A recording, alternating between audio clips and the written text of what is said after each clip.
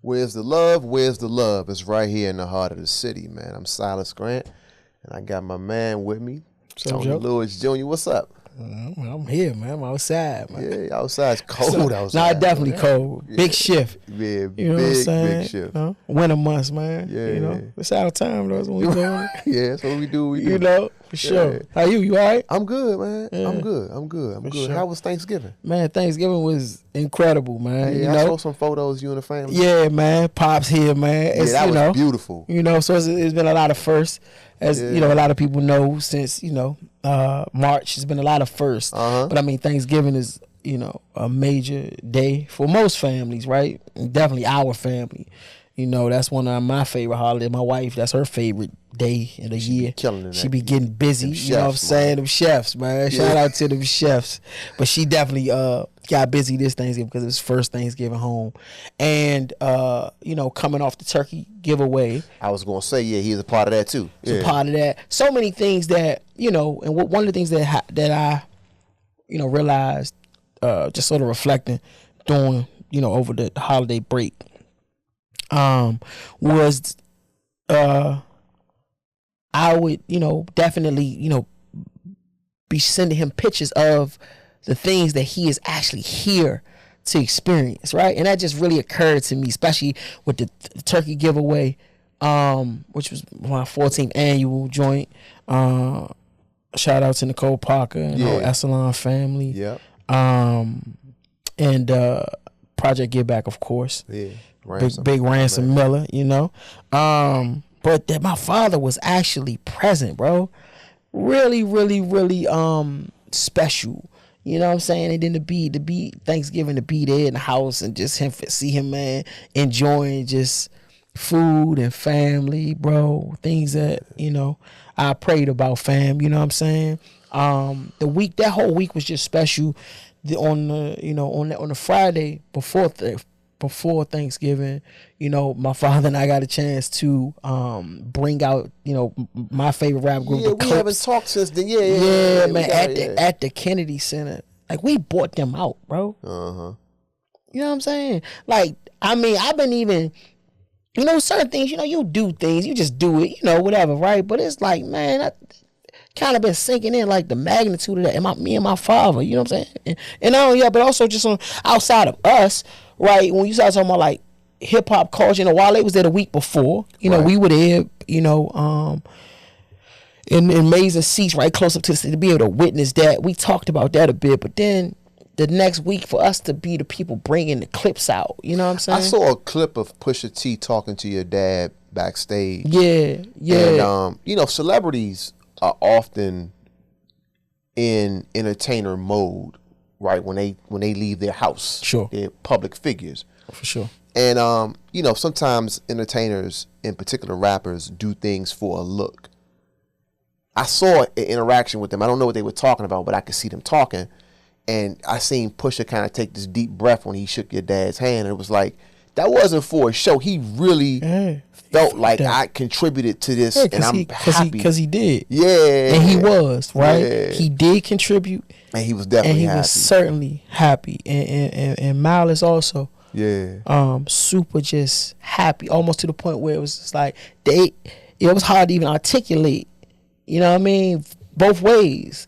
The gratitude, the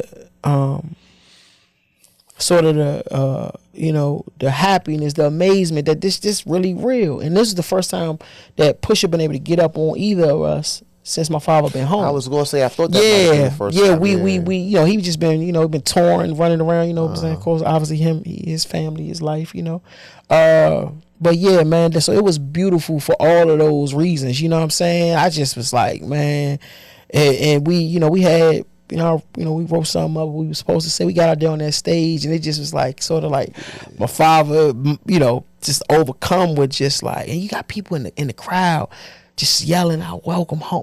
Just man, come on, man. This man just did 34 years in prison, bro. That's just different. You know what I mean? His level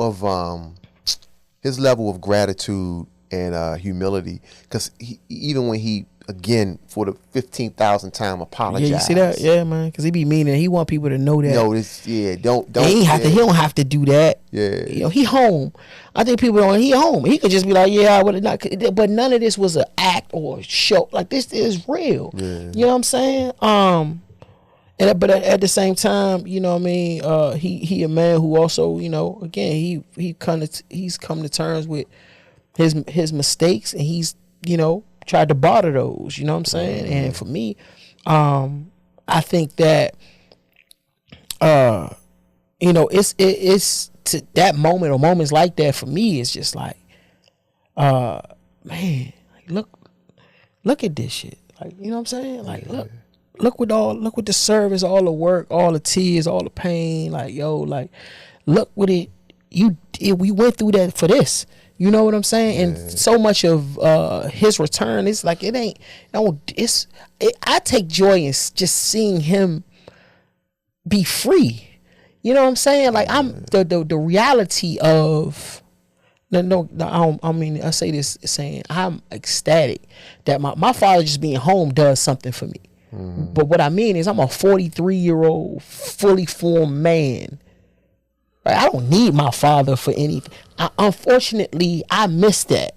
Yeah, I can't get that. You know what I mean? I can't. And a lot of times when I have a conversation with people, like, people like, man, I know you happy your father home. Of course I'm happy, but I'm not. They say sometimes in a sense that like it's like it's something that I needed from my father that he can give to me right today. Yeah. Like, nah, that time. Yeah. That's past. You know, he gave me what he could give me, you know, from prison. But my point is, my seminal moment, my highest achievement is that my father now is home and he's free. That's my enjoyment. Yeah. Seeing my dad having my dad call me and be like, "Hey son, I'm at Costco. You need something?" Yeah. You know what that make me feel like, bro? To hear him say he at Costco. Yeah. You know what I'm saying? Or to watch him discover. You know what I'm saying? It's funny because life kind of goes full circle. You become sort of like their parent to some degree, right? Fact. And I remember before my dad passed away, it was one of those things where you start to kind of see them in a childlike way in their discovery, right? And it's fun. Yeah, man. It's gratifying, but it also makes you feel good too. Yeah, man. And it's like, again, it's almost like a sign also of your emergence, your maturity. You know what I'm saying? Yeah. And you know, it's really cool, man. This moment for my family and for me, you know, obviously for my dad, it's just been really, really cool. And we got Christmas coming up, you know, all of that kind of stuff. And all we kept talking about, he and I, son, man, you know, I probably didn't call, like on Thanksgiving specifically, we was just walking through what the day would look like if he was in. Like, man, yeah, I've been and called you by now. I said, yeah, but I would have been in this joint telling you who was coming over. Then you probably call back. I say, pop, hit back about 6. Everybody should be here. Yeah, and you would call back. Yes, all of that. Yeah, and it felt so good not to have to do that shit. You understand what I'm saying? and then so we did the Kennedy Center Friday turkey giveaway on Saturday. Mm-hmm. And on Monday, Angel and I hosted a returning citizen dinner, game night. You know what I'm saying? You pulled up. You know what I'm saying? Where we were able to convene just so for the guys returning citizen, man, and many just have a good time, have a great meal, play some games, catch up. You know, and one of the things I've realized is a lot of those men, you know, they in this community, they with their families, but the reality of it is, it's still a lot about their experience, inside and outside, that their family members can't identify with. And so that's a place where they can be together. They can be together. And you know what I thought about when I left there, because Molly and I pulled up on y'all, and I thought about this when I left. Man, we in this fight every day trying to advocate, and it was just good to be in a space where you could just relax and have fun. Just be, yeah. And I wish more of our brothers and sisters that are returning home would have that, I guess, capacity to be able to do that. Yeah. Because it's like, you know, when we do a call to action, it might be thousands of people, right? Yeah. And then sometimes, like, just something relaxed like that, it's like we want that same response. Yeah, man. We want people to be able to do that. Just come and just be, man. And I hope that, you know, we'll be able in the future to convene more opportunities. You know what I'm saying? Shout out to Citizen Zero. Campaign Zero, I'm sorry. Who partnered with us on that. Food was incredible. Food was amazing. And we was able to give everybody like a little gift card. Bruh, you know what I mean? So I don't really do the bread during the week like that. Yeah. Cornbread was like that. Yeah, son. And that salmon was super good. Like I just tried. It was all the food was good, and it was everybody. And they deserved that. And they, to hear these real, for the people that showed up, that was them, right? These guys, that was, they that, right? And to see them express the gratitude and talk about how much fun they had, and to not have to even be to just be. I think that's in a safe space, to just be amongst, you know what I mean? And it was beautiful, man. So, and then that was Monday, and then Thanksgiving came on Thursday, and it's just like, it was a wonderful week, man. I mean, it was nothing that I'm just so grateful, but I'm just grateful for just continually to be able to engage with people, and people show me so much love and support, and even thinking about the turkey drive itself too.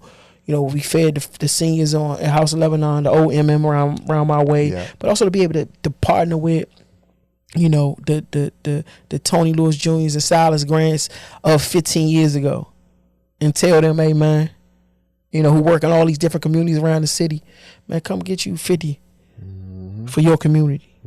I mean, for me, that just feel nobody. I ain't get them type of calls. You know what I'm saying?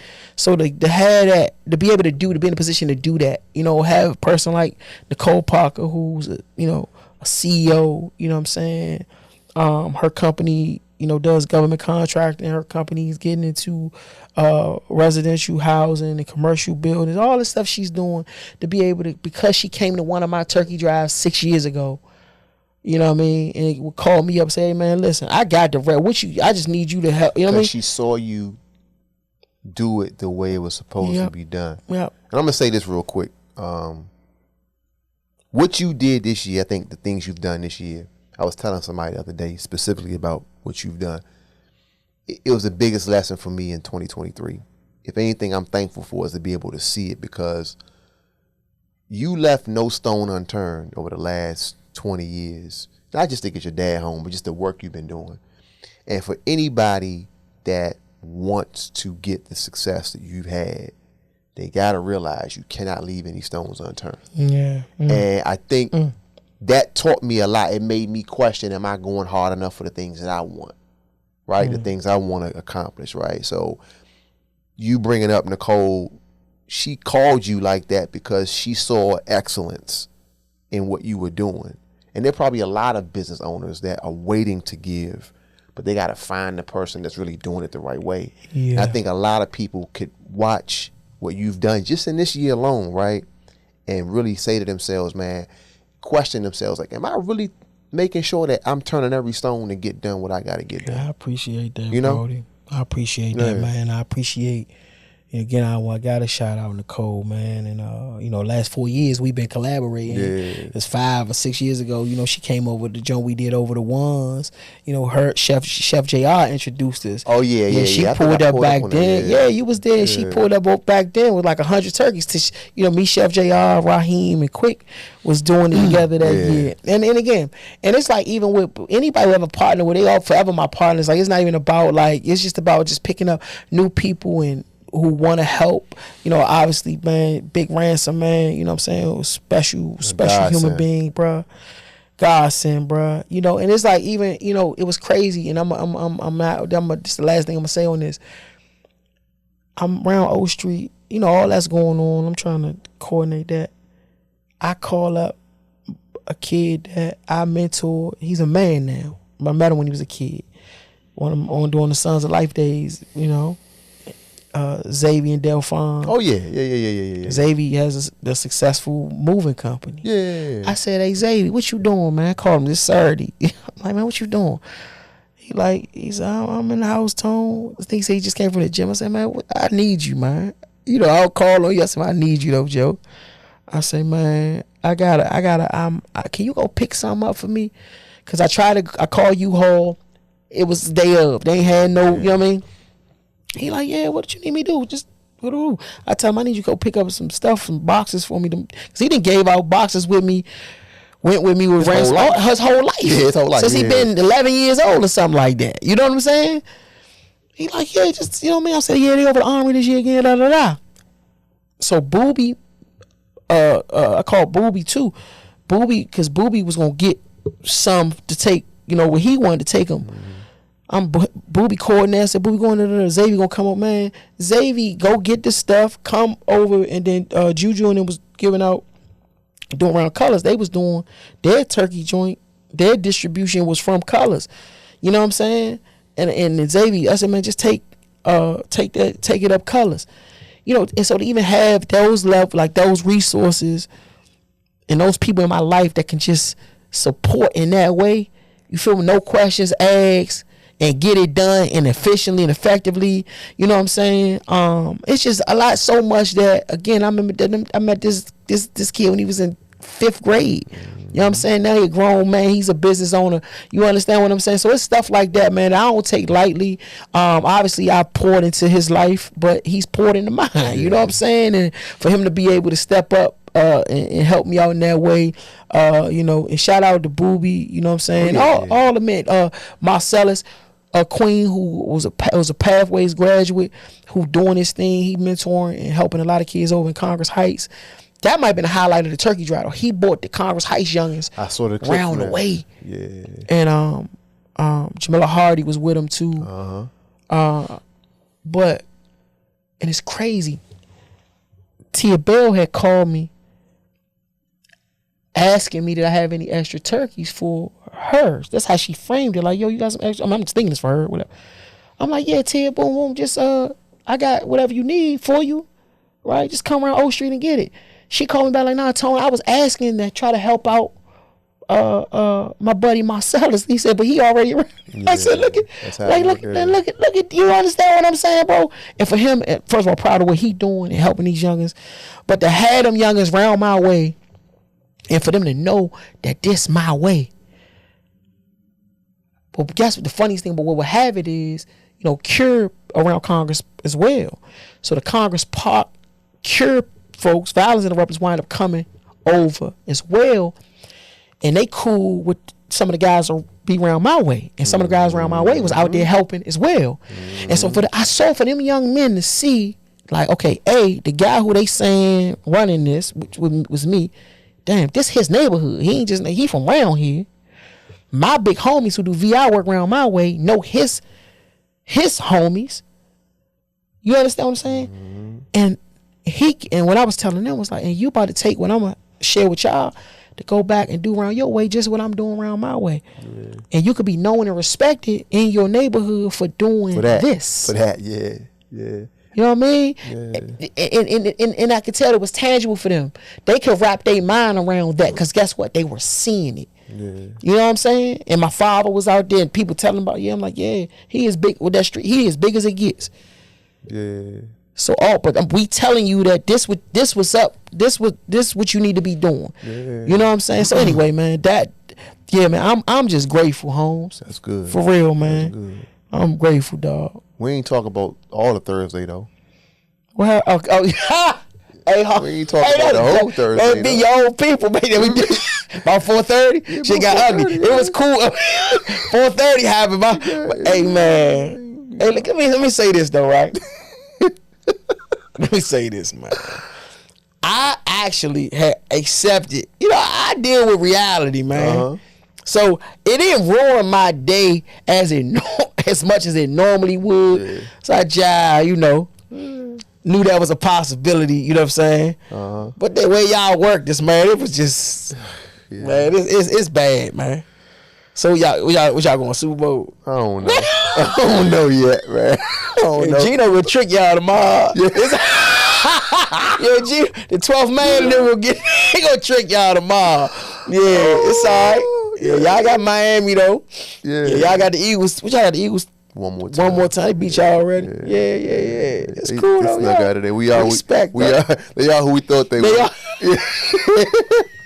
Gino, don't let Gino them shock you, man. With my man DK.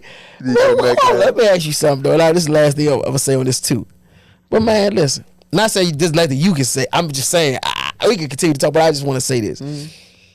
What's up? This is what always shocks me about y'all. Y'all keep a wild nigga, man, that nobody never heard. He done ran back 5 Jones.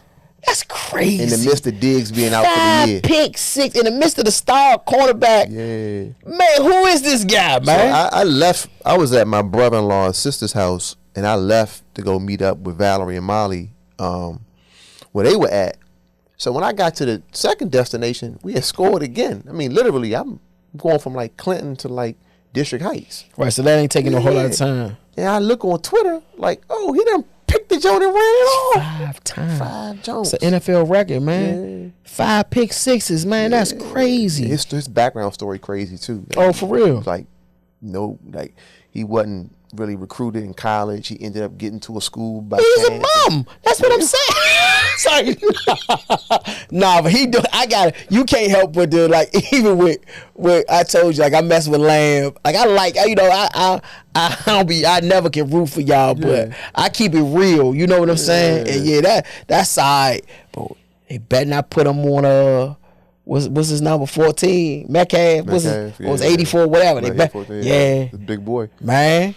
So we gonna see. We'll see. We'll see what's happening, man. Yeah, dog. Yeah, man. Y'all crushed us, man. The Commanders, man. Come on, Joe. Yeah. They talking about possibly better. I don't want no. Oh, we need some. Let Bieniemy, man. Let Riverboat go ahead. Give Bieniemy whatever was 6-7 games left. Let's see what's up with him. Yeah. See what's up with him, man.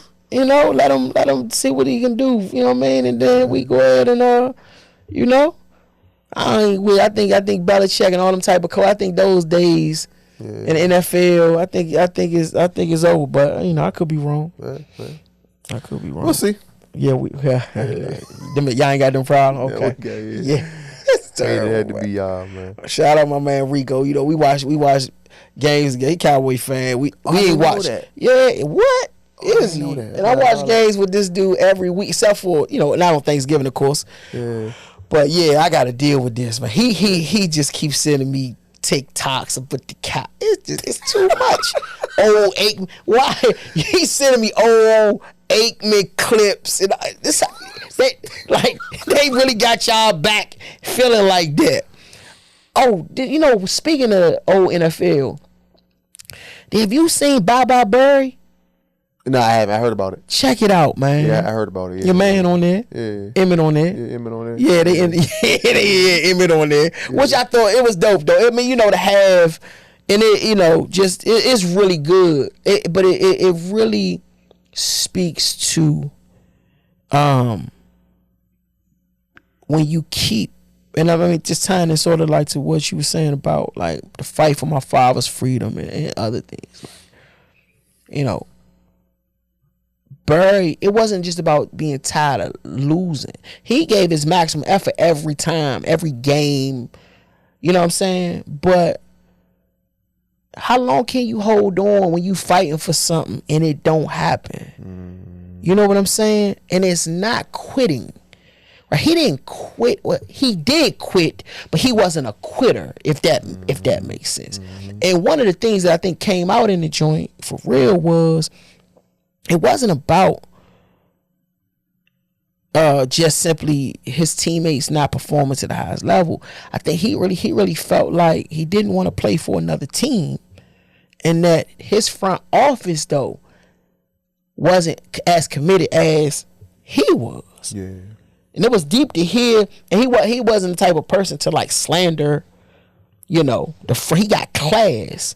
I also didn't, speaking of our dads too, I didn't realize his father was that, I missed that, bro. His father's, it's almost like the doc, almost like about his dad, bro. I never even heard of his dad. Bro, wait till you see this joint. Oh, his father was a live one, like going hard. Oh yeah, I never heard of his dad. You think, LeVar Ball? Yes, you think his father, like, he put you. Nah, I never knew that. It's crazy. I never knew that. Bruh. Like, it's really, that's what make it like even that much better. Because I did not either. I had no clue. I had no clue. I had no clue. And apparently he was doing a rack of interviews I never saw any of them. Yeah, nah, I never. No, they had this guy on camera, bro, like in real time, on the sideline, all kinds of shit with the sick man for real. Barry Pops was like that guy, and so it's definitely worth a watch. Yeah. But it's almost like when he just couldn't do it no more because he wanted to win. But they was talking about how, different players, especially like his linemen, they was trading them. That's when that whole franchise tag first came out, and you know what I'm saying. And the guys was actually what was seen to be crazy. They were actually traded to teams, and then they go to another team and win the Super Bowl. Denver Broncos. One of the guys went to I think like the Rams or whoever. It was interesting to see it like that. You know what I mean? Mm-hmm. And then Wayne Fontes, who used to be was the coach. Yeah.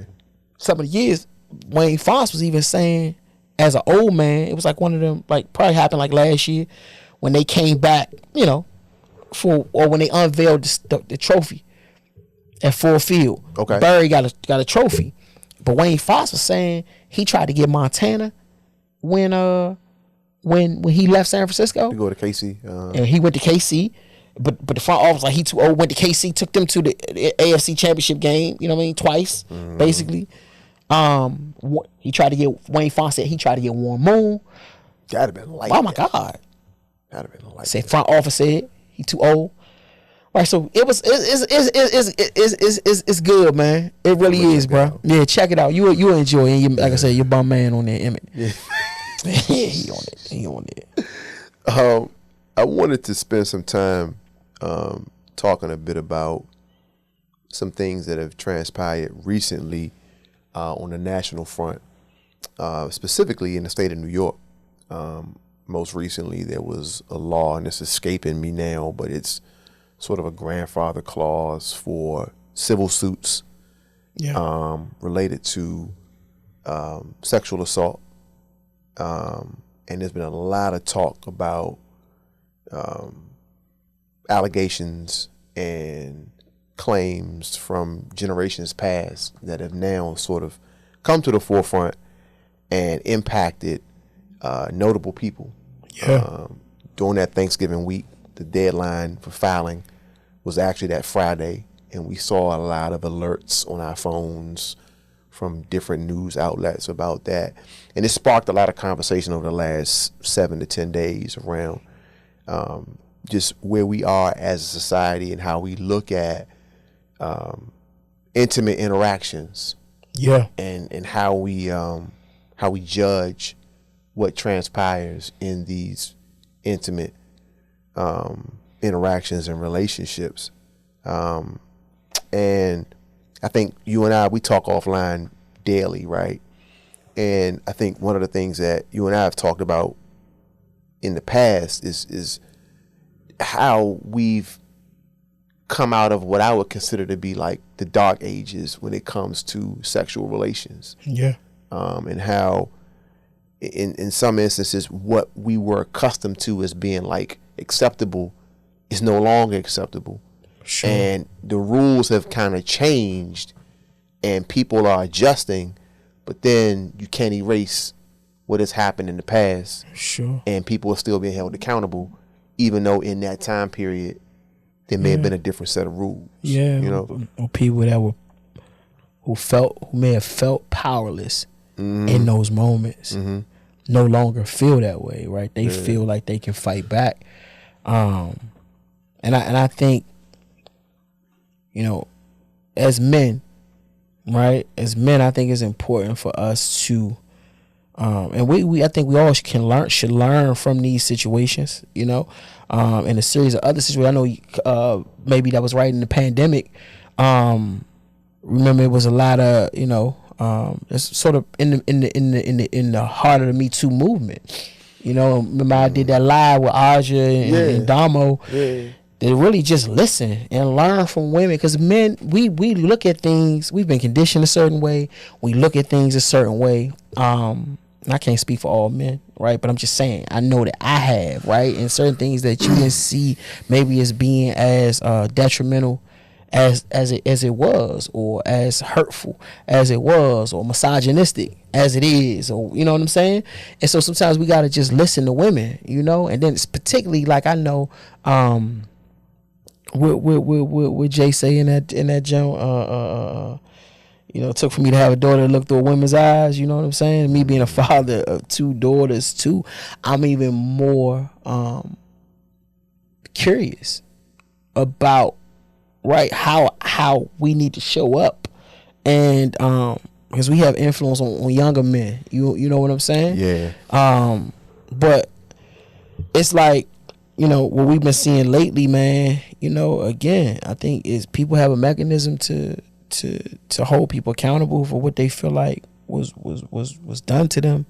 You know, in a lot of these situations, only those 2 people in any of these situations, you know, maybe more, but I'm just saying, you mentioned like these are intimate situations. A lot of times it's nobody else around. Well, yeah. You know what I'm saying? And part of that leads to you know, a question I think a lot of people always have about some of these situations that happen way back. Why they ain't been saying nothing? Right. But again, when people feel, and what I learned in that conversation, what I learned in that conversation with them is like that.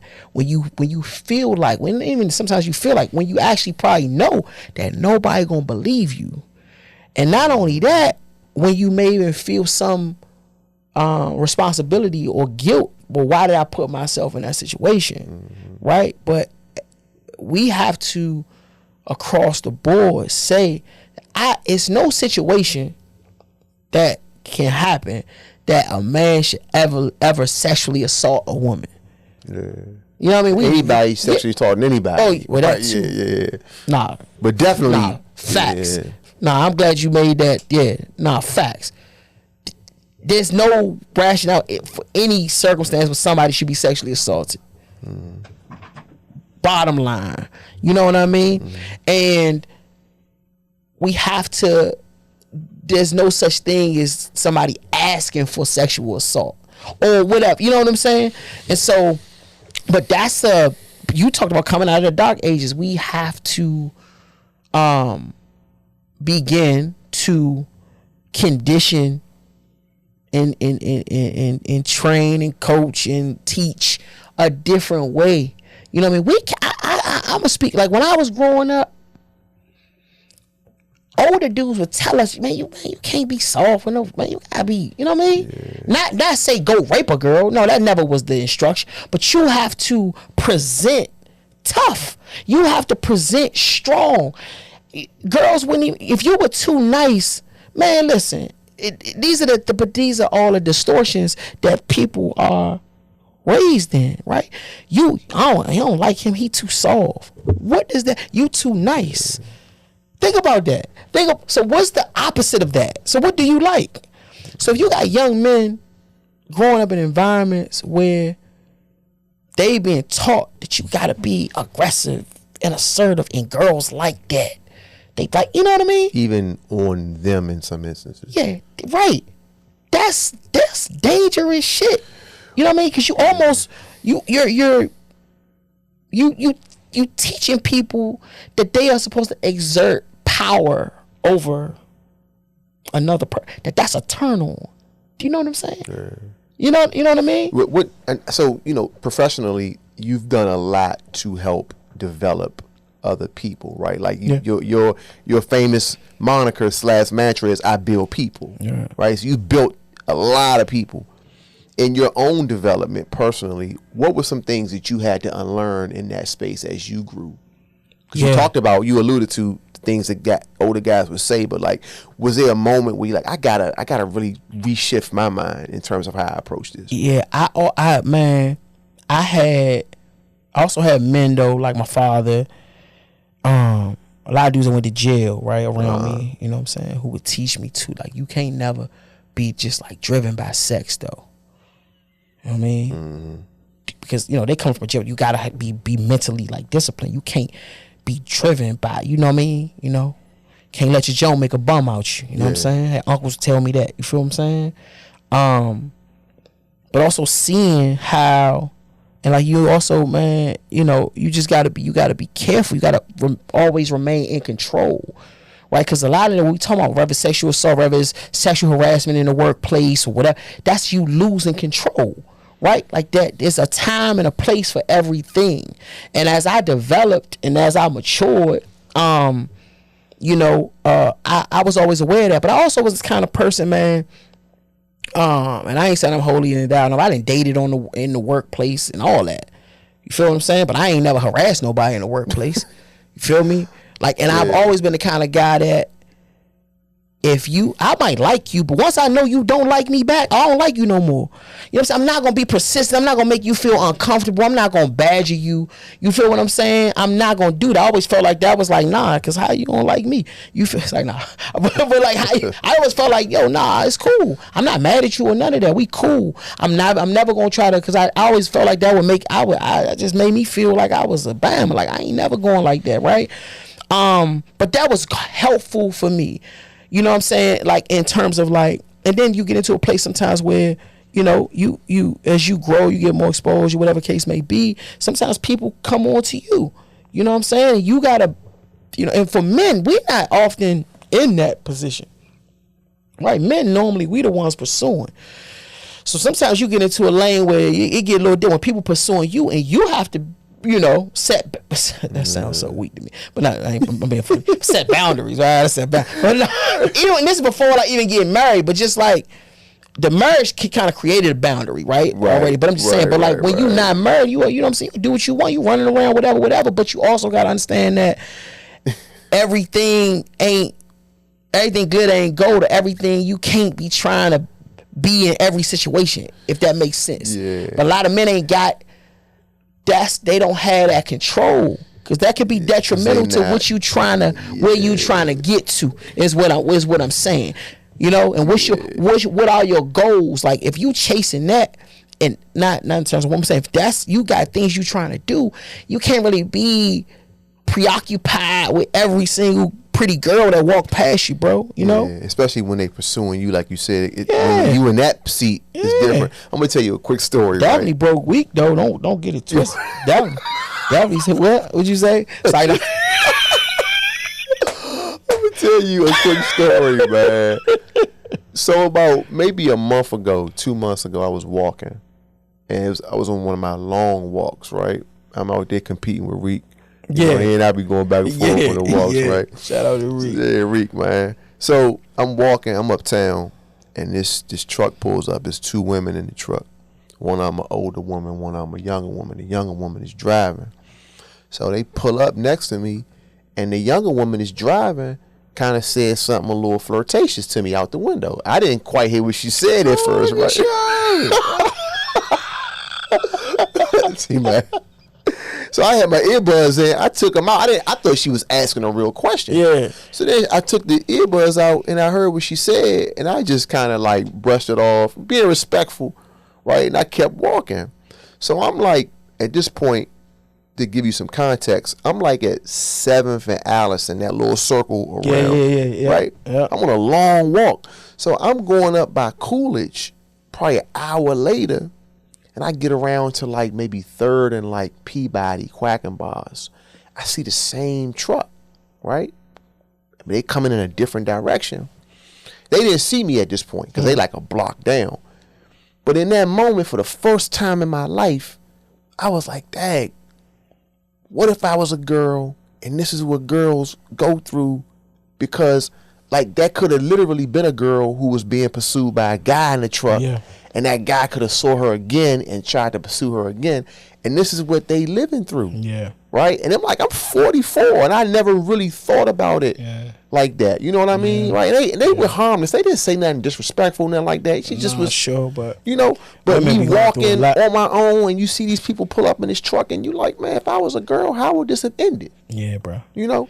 Women definitely be going through a lot. They be going through it, man. And you know, we gotta, you know, especially for the men, when you around your friends, I ain't trying to act like I'm holier than thou, you know what I'm saying? But I always been the type. I don't, even back when you can ask my men, I'm talking when I was even a teenager, you know, like you gotta check your men sometimes. Come on home. Yeah. You know what I mean? Like, home, come on, man, you doing too much. Chill out. You know what I'm saying? Because that's important. you know, to get that like from the person beside you. And we grew up in a time when the girl don't respond, throwing bottles and bricks at girl. You know, it was all that. Yeah. And I think sometimes men don't get credit. I think there's a perception among some women that we just accept that from our friends. Yeah, a lot of the behavior that men, you know, exude to them, they don't be coming back and telling us. That's right. We don't know. That's so right. So one thing I am happy is happening, right? This phrase is not the most respectful phrase. I'm gonna say that up front, right? But the meaning behind it, I'm glad it's happening, right? Like you might see on Instagram or those videos where they like, man, you scaring the hoes, right? Yeah. Man, you shouldn't be calling a woman a hoe, right? But that sort of like concept of like, yo, bro, you scaring them, like chill. Your behavior is alarming. Exactly. Like it's alarming, right? That's what it's getting at, right? Yeah. You know, putting aside the label they putting on it, like that's just the slang. But it's a way to sort of shame that behavior. Yeah, like you scaring them. And I like that that's happening more, and that guys are doing that more to hold each other accountable. Because again, like even if I don't want nothing to do with that group of women in the room, like still, like they need to be comfortable. Yeah, and have some respect and some class about yourself. You know what I'm saying? And you know, again, some self-control. But also I think it's a deeper level to this too. I feel personally that, you know, a lot of like we in the age where people be talking about mental health and trauma and all that. But I think people be talking about it a little more like too general. Like really and truly, like when you talk about people needing to heal and this and that, it's really because of like a lot of times their trauma spills out in these type of situations. Like the need, like you got a need to exude like full power over somebody, bro. Like to dominate another person. You know what I mean? A lot of times because you've been dominated or you felt powerless in your life at a certain point. And a lot of times in people's childhood, and for a lot of men, and the men don't talk about this, a lot of men been sexually assaulted, sexually abused, by men and women. You know what I'm saying? And that stuff has an effect on people and their behavior, particularly when it goes unaddressed. And when you get people that's been through certain things and they are now in a position of power, right? You know what I mean? That person, you know, can be harmful to other people, but it's because harm has been that term hurt people. You know what I mean? But I mean, of course, nobody got time to peel back the onion all the time on these situations, but that is a real thing. And there's some people out there that's in relationships with people that have been hurt. You know what I'm saying? And maybe you know, maybe you don't. But we also don't see sexual abuse in the same way when it happens to a guy or a male, particularly when it happens to a male. What's the term I'm looking for? Not the victim, but the assailant. Yeah, that's definitely a court term. I like that. Right. Damn, but not for real. The perpetrator. That's it. Yeah, that's it. But the perpetrator, when the perpetrator or the assailant is a woman, you know what I mean? Because that happens. But we don't look at it the same way, or we don't even look at the, like, you know, if you see a man, I'm saying even in the situation of like consensual relationships, but when there's an age gap, right? So if it's an older dude with a younger woman, it's seen as like manipulation. Even if it's consensual, but then he manipulate. What he doing with that young girl? But when there's an older woman with a younger man, yeah, right. She don't think, is she dumb? She young, stupid? You know, that's, you automatically stamp her as that.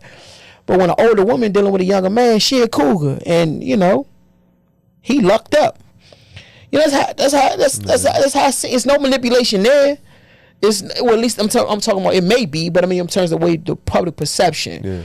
Yeah. But I think those, you know, views of the gender roles and all that kind of stuff, all that stuff is important in these conversations. Do you think those gender roles are, because again, we started this particular part of this conversation around coming out of a different era into a new one.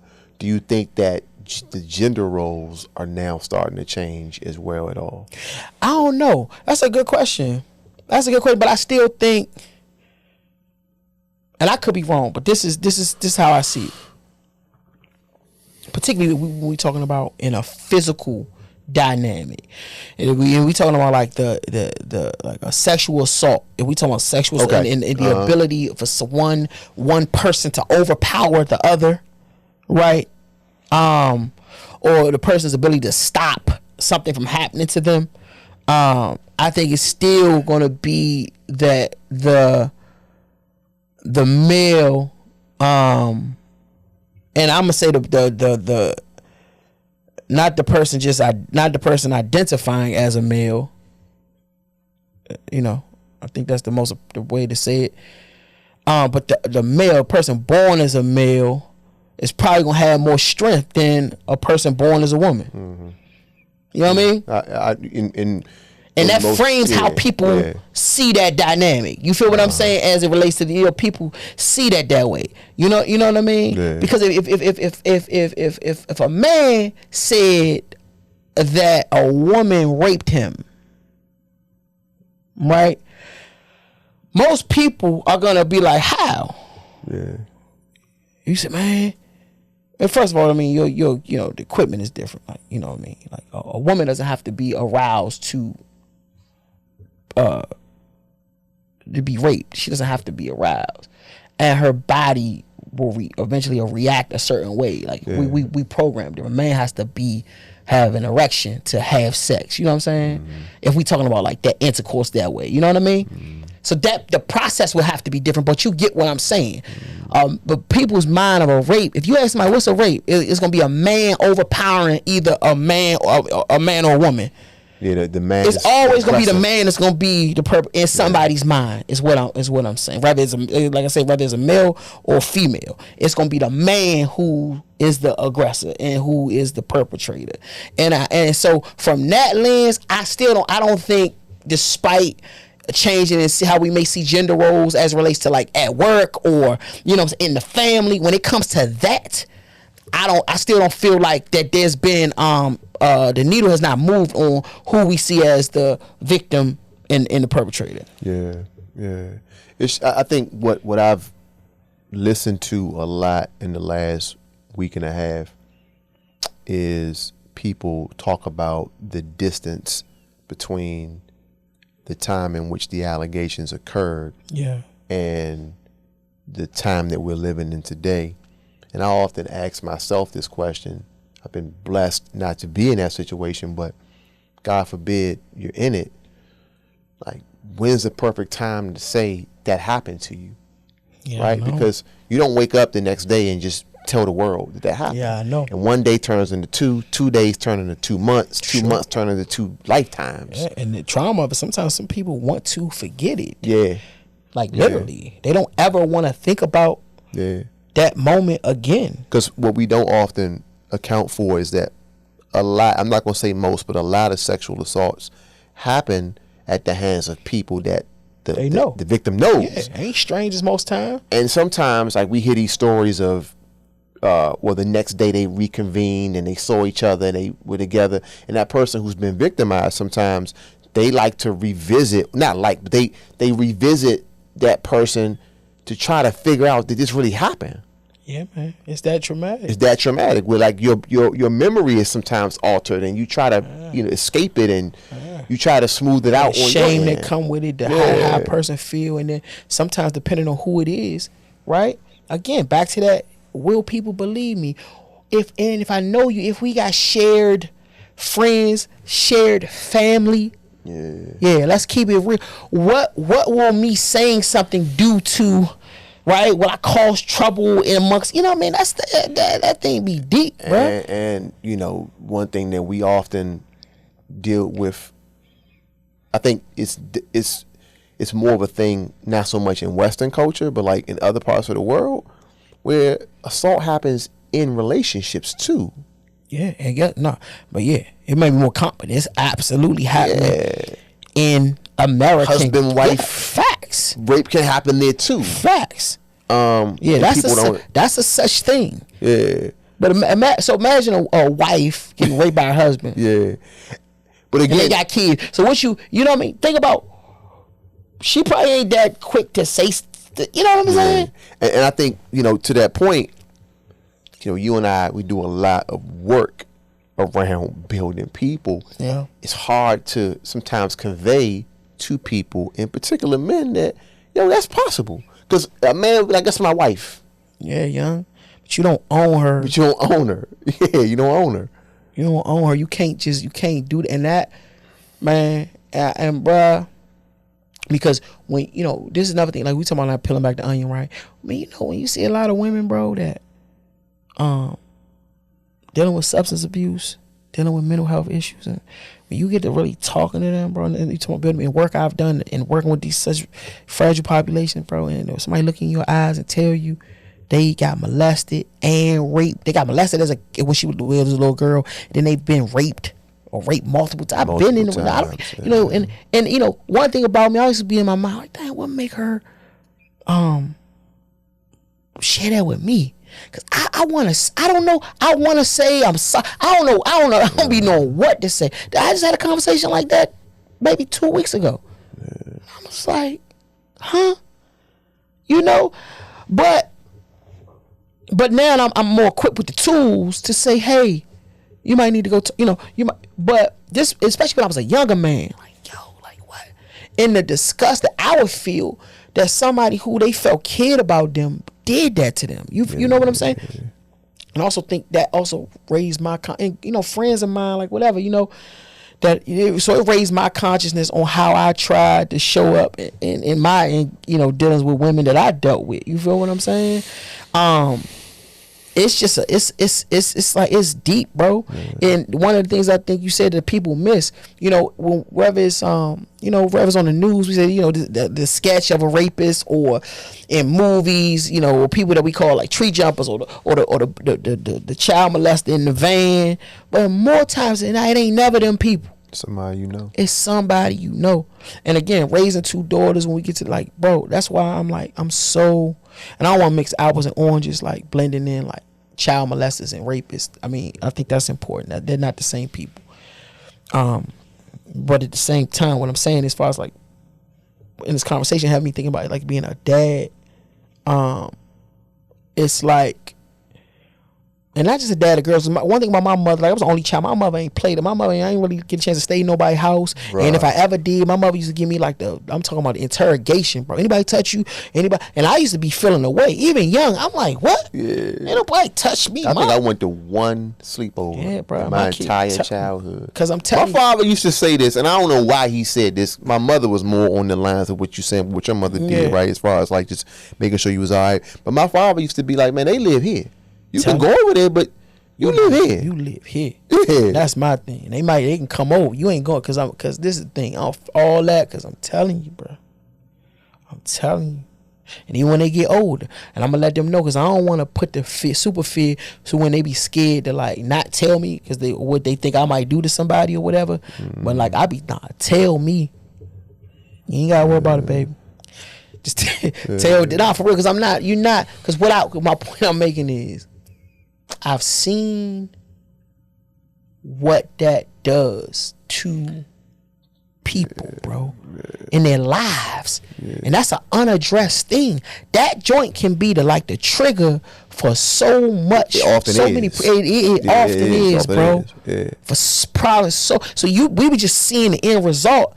But my life then told me, I'm like, nah, that ain't just that. She ain't, you know what I'm saying? You gotta start thinking about what made a young girl just start, smoking dippers, or that's normal. That's just bro. Something motivated that. Some hurt. Some, you know what I mean.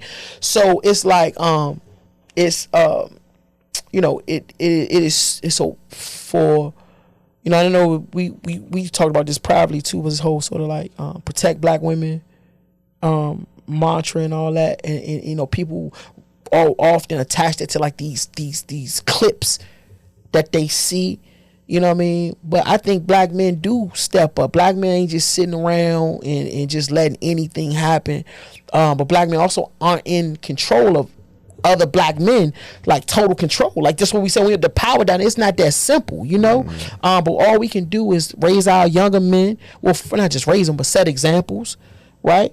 For our younger men, talk to our younger men about the proper way to engage. You know, and like for real, like young men these days, if I had a son, bro, on everything I love, if I had a son, I'd really be telling them, like, listen, if he was like, you know, he's sexually active or whatever, like for real, like real talk, bro. Ask, is it okay? Like for real, we saw we got trained out young. Like say, may I put it in? No, like for you. No, I ain't trying to. So, I'm serious. Nah, like, but not even in a patronizing way. No, I mean for real. Some people have that I'm gonna take my ball and go home mentality when it comes to that, right? Yeah. Like they do it in a patronizing way. I'm not even saying to patronize or make a mockery of it, but I think what you saying at the core is just being super respectful. Nah, I'm for real though. I'm talking about like for real. Like I'm telling you, I don't mean it to patronize. I'm talking about real talk, eye to eye. Hey, cause you know, right?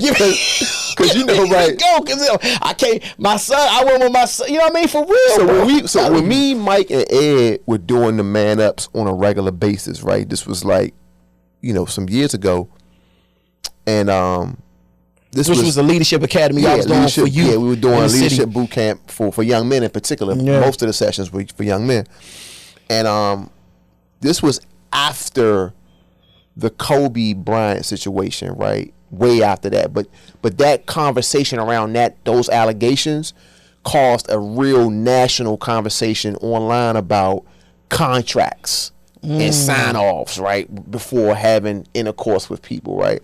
So the boys that we're doing these sessions with, from their sort of like lack of maturity, they just saying, well, if I get rich and I become a player, I'm just gonna make them sign a contract. And the one thing we had to tell them was that if it's 8:42 and this person signs this contract, you know, at 8:52, they may not want you to do that. Yeah, facts. No, stop means stop, and no means no at any point in the process. Telling you. And I think what we've had to do as a society is unravel these preconceived notions and these blanket assumptions, right? No means no, but not just at the beginning of the process. Yeah, how about that? At any point. Sure. That's right. At any point. At any point, yeah. Yeah. So young niggas ask during too, because it's still all right.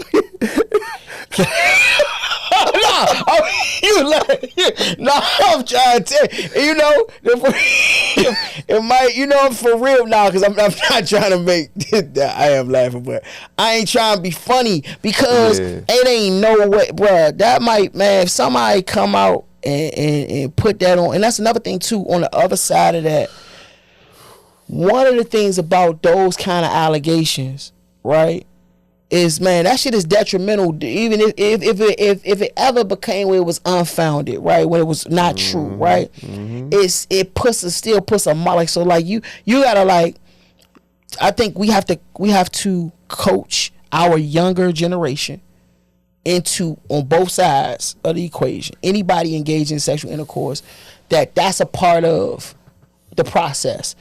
You know what I'm saying? To give consent, to be, to have an ear out for somebody telling you no, giving signs that they're uncomfortable, all of that kind of stuff. I think what it does, right, it's not just about the actual act of intercourse. It's just in your interactions with people that you have intimate interest in, making sure you are considerate of them in the 360-degree experience of being around them. Facts, man. Right. Yes, man. Having some decorum, some morality, some principles, and again, to not be so driven. And I know how it is to be a young man.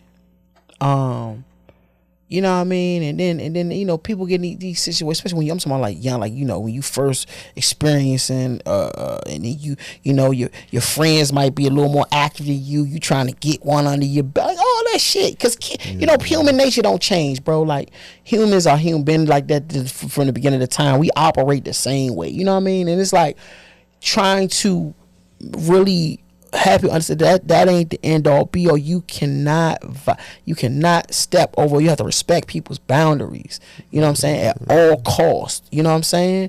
And you know, but also I think we are in is so much access to adult content. There's so much our music is in a lot of ways hypersexual, you know what I'm saying? And so we got a lot to contend with, but and I think but like I feel like if we really gotta, to your point, I think that the root really coach people up on being good people, man. You know what society I think is just starting to realize, and it's sad, that everyone matters. Yeah, how about that? Right? I mean, think about this, right? Black Lives Matter was a mantra and an organization, two different things. I think sometimes we blur them together, but there was an organization called Black Lives Matter, but then a mantra, right? And this is not totally related, but it's kind of related. I think back to I'm always like intrigued by like this one particular moment in time, the 1984 election, presidential election. Yeah.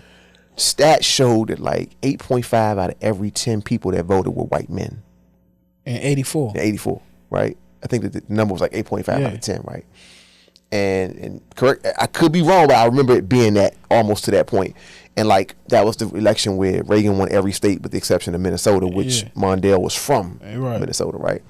And then now, like 40 years later, it's so much more diverse in terms of political input. Whereas 40 years ago, if you weren't a white man, you didn't matter in terms of like selecting who would be our leader, so to speak, right? Yeah. And now I think that's a microcosm of the evolution of the world, or at least this country, so to speak, right? Where now like all voices matter. And now we got to consider people that we just didn't consider before. We didn't always consider women the way we do now. We definitely didn't consider black women the way we do now, or any other women of color, right?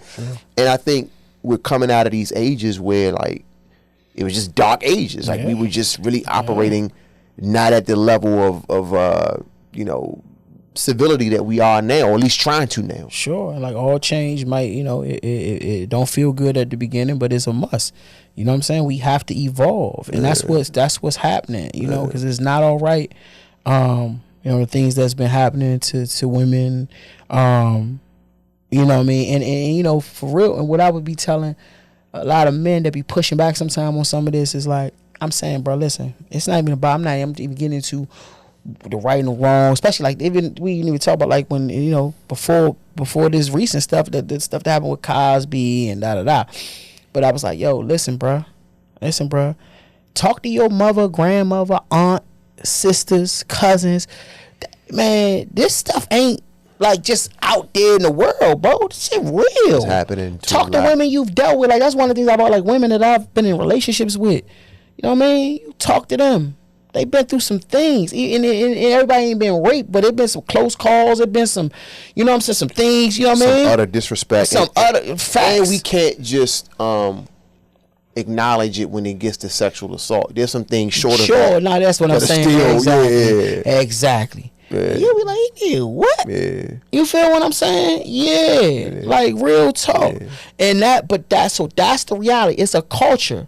You know what I mean? That we have to find a way to impact. You know what I'm saying? Because I ain't even tripping off all that celebrity stuff. You know what I mean? Because that's just a microcosm of what's happening every day. Every day. Yeah. Happening every day. And we cannot we can't keep like acting like that ain't the truth. And the non-celebrity instances, sometimes there's no punishment because there's nothing to go after. There's nothing, because the person don't have nothing you can take. Yeah, facts. And it might even be a situation where people just like, you know what, I done moved on. I don't want you to go to jail. Sometimes people just want you to acknowledge, like, yo, I'm sorry. Yeah. Hey. So for any of y'all out there, you know what I mean?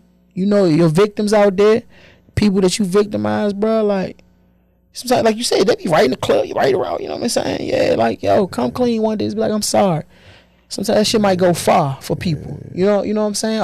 And you was young, you was dumb, you made a mistake. You know what I'm saying? For real though. You was taught to do that sometimes. Facts. You thought that was the way. Straight up. Ain't no excuse, but that's how it is. And I think for some folks that'll be that's all they need. You know what I mean? Yeah, man. And don't pass that on though. You know what I mean? The little homies, man. We owe them more than that. We owe them to let them know, man. You know what I'm saying?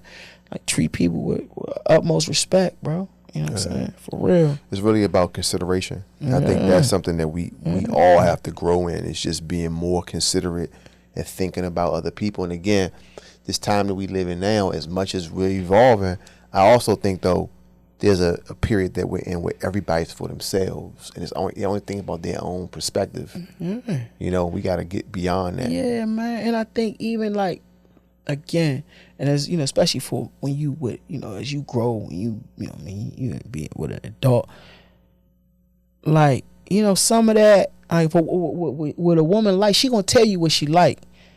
You feel me? You know what I mean? And that it might involve you being a little more aggressive with her, but she gonna tell you that. You know what I mean? Like, like seriously, you feel me? Like, and I think that's a power position for her, like, to tell you, yo, ask her, like, what you like. But we gotta start teaching people that, bro. The young homies, like, yo, talk like, you know what I mean? That. You don't make assumptions. Yeah. Like, for real. Those are the kind of conversations that, you know what I mean? And I think we gotta normalize having those kind of conversations too, because it's not really, you know, it's like, you know, some of it is like certain things are private. You know what I mean? It's like you don't necessarily, but for the homies or the people that you close to, you should be able to have certain conversations. And I think the pace at which people make connections intimately and physically is moving so much faster today. Yeah. That it's not even affording you the opportunity to have the conversation, because you getting it before you even have to have the conversation. Yeah, it's a bunch of emojis and DMs, and the next thing you know, you with the person. Nah, I know. I wouldn't know. I'm on the game.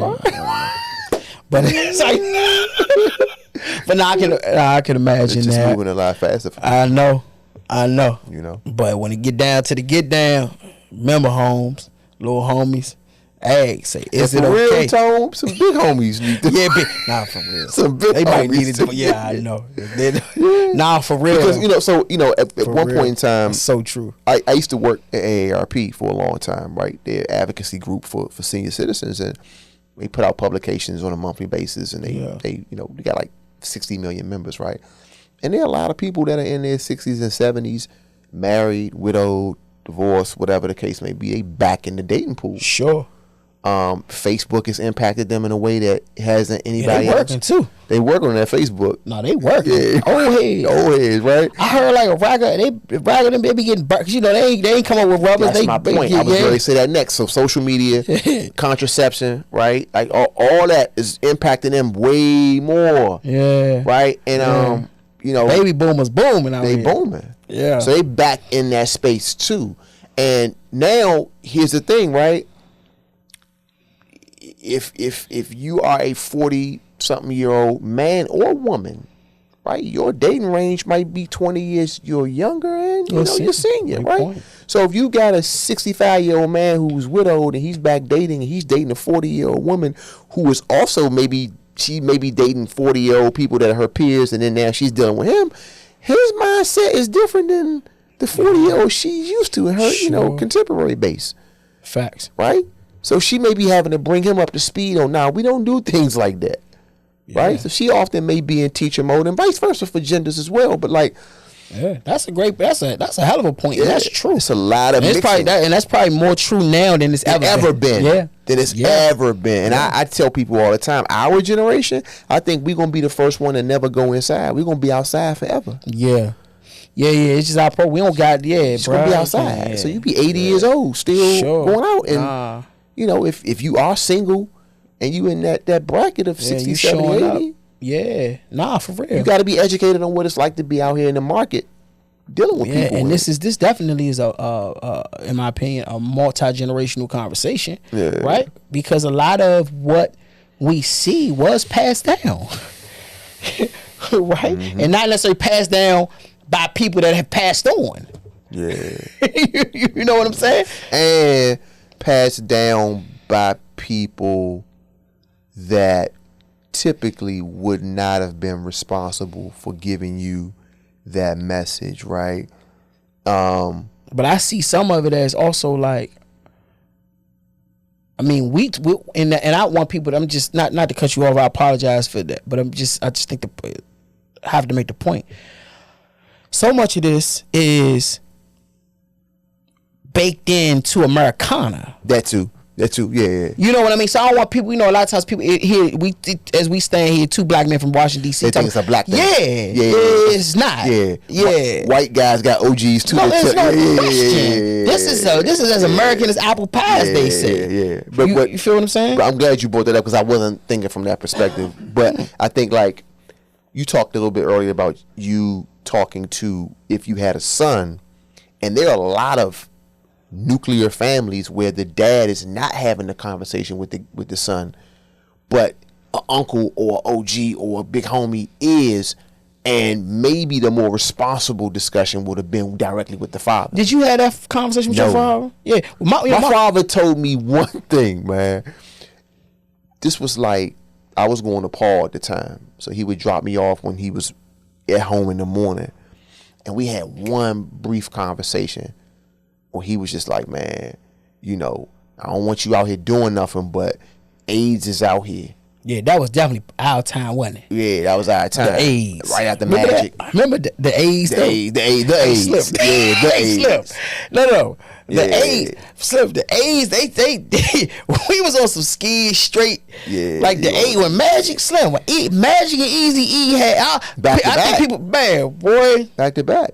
So he had that one conversation with me in the car, and he was never the guy to like really be of a lot of words anyway. Yeah. And so topics like that definitely. It wasn't a whole lot of conversation like that. Slim, I didn't really. I just remember my father just saying, you know, man, don't be, you know what I'm saying, you know. For sex, don't be like that. Don't let that shit drive you. You know what I'm saying? That shit, 2 seconds of play. You need to be full. You know what I'm saying? Blah, that type of shit. Yeah. He's saying that to himself. And in jail, he trying to. But that was real though. It really framed out. But other than that though, I never really had. But that with my father. I had that with the homies. Yeah. You know what I'm saying? But to my father's credit though, I was telling I think Scooty this the other day. To my father's credit though, what he didn't say, he made up for it as an example. I was telling him, we were walking the other day, when you young, you know, right? You know people. I don't care how young you are, you can pick up on a vibe. I never felt like women felt uncomfortable around my father. That's deep. Like my mom got a bunch of sisters and my aunts and stuff. They never felt, I never sensed that they felt uncomfortable around. They loved being around him. Yeah. They felt safe around him. Yeah. So because of that, he kind of set an example for me to make women in particular feel safe around me. Deep. Like go out of your way to do that. My dad was that kind of person. Yeah. So to give him credit in that regard, we didn't have those conversations, but he did set a real visible example right of that. And I just remember, like, again, my father telling me that, like, about sex, you know what I'm saying? Just not to let it, you know, control you, you know what I'm saying, or have you just be, you know. But also it's like, yo, like in the growing up in our era, man, the sex, everything came so early. And speaking of that, I'm like, you know, growing up, my father, you know, I saw my father with a lot of different women. You know what I'm saying? I never really thought about how that framed out my how I saw relationships, or how I saw, you know, I never really, you know what I'm saying, I don't think it impacted me like, oh, I feel like I gotta have a lot of girls at the same time. I mean, there's been times in my life that I guess I fell into, I did have, you know. Don't you say, you know, but it wasn't intention, just like, you know, just, outside, you know. Yeah. But nah, all honesty, is like, to the victor go to spoil. Yeah, it does. It's my man, yeah. You know what I mean? It's like, nah, this is crazy, man. But nah, but having a situation where you didn't really have that guidance, and we grew up in the crack era, bro. Like, you know, a lot of, you know, young men, young boys, let me say that, boys being introduced to sex real early, you know what I mean? A lot of, you know, prostitution going on, and just a lot of things, and we came in the age of teenage pregnancy. You know what I'm saying? Middle schools and high schools in DC having daycare centers in them because it was that many students getting. We came up in that. You know what I'm saying? It's just sort of that was that's a very interesting time to come up in without having but I remember, like, again, my Aunt Bonnie husband, my Uncle Kenny, told me, man, you don't let your Joe make a bum out. He told me, said me that, probably was like 12 when he told me that shit. That shit really framed me. Don't let it lead. You gotta think, you know what I'm saying? And girl, just telling you, like, sometimes those relationships can get you in trouble, just because based on the culture we come from, you know what I'm saying? And things that we saw, and remember my dad kind of saying that to me too. That the girls can set you up, that all this different kind of stuff. But they, that's from the world that the culture we came from. You know what I'm saying? But it never was like really like that quote unquote birds and the bees kind of conversation is what I'm getting at. You know what I mean? And I think they not starting from a point where they know a lot of times. Yeah, for sure. For sure, and so, that's right. That's right. It's that, and then people only teach what they know. You know what I'm saying? I think the big thing is that we got to have a thirst for knowledge and accuracy with that knowledge, because now if we really want to be better, like, it's gonna have to start with us. Yeah, sure enough. Because the people before us just weren't equipped with the information, and sometimes the courage. Sure. To say it. Sure. Right? You know what I mean? That's right. And I remember, like, you just gotta have two people around you that can make things like make sense for you. You know what I'm saying? But also, again, man, I say this. I keep talking about like the world we can't, but I'm telling you, this even still like in impoverished communities, right?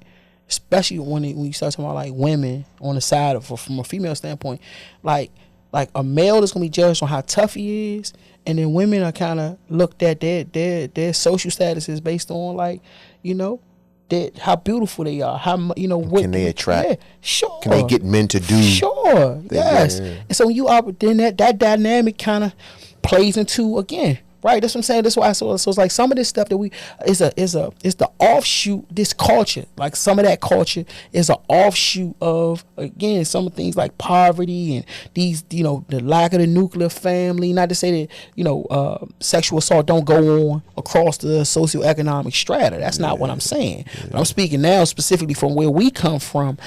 It's a lot of other variables that play into the that increases the likelihood that these dynamics that we talking about. And so it's, what we like to do here is to have conversations around these very, very heavy topics, and so to try to, in our best, the best way we can, break them down and help people to see some of the things sometimes they may not think about. Not that we have all the answers, but just trying to have people share some food for thought, to have people not only think about things but also to see themselves as a part of the solution, or whatever these topics we talking about. That you're not powerless, and being able to help redirect or to create the paradigm shift that we all want to see around these certain issues. Yeah, for sure. So listen, y'all, we thank y'all as always for being a part of the conversation, and you are a part of the conversation, and we really encourage you to leave comments. Share the video. Yes. Like, subscribe. And also talk to your people about the conversation. Send it out and start discussions on your own about it. Bring your perspective to the table. We appreciate you guys for always watching and supporting us. We see the comments. We see the response that we get when we talk to people about what we're doing. And as Tony mentioned, man, we want to have these real conversations in a real way. We're really working to redefine what adult conversations are, right? These are not about, having these explicit, crazy, discussions. It's about really having adult talk. That's right. And this is one of those conversations, one of those topics that we don't often have out in the open enough, and we got to be more courageous about that. And if you are a survivor of sexual abuse or sexual assault, there are resources out there for you. And when it's your time, when you feel most comfortable going out and getting those resources, you should. And I think that you should take advantage of those and not allow yourself to remain imprisoned by the secrecy of it, or the challenges that come along with it. So for those that are out there experiencing that, we love you. We care for you. Yeah, you're not alone. You're not alone. And until the next time, everybody, y'all take care. Peace and love. Peace.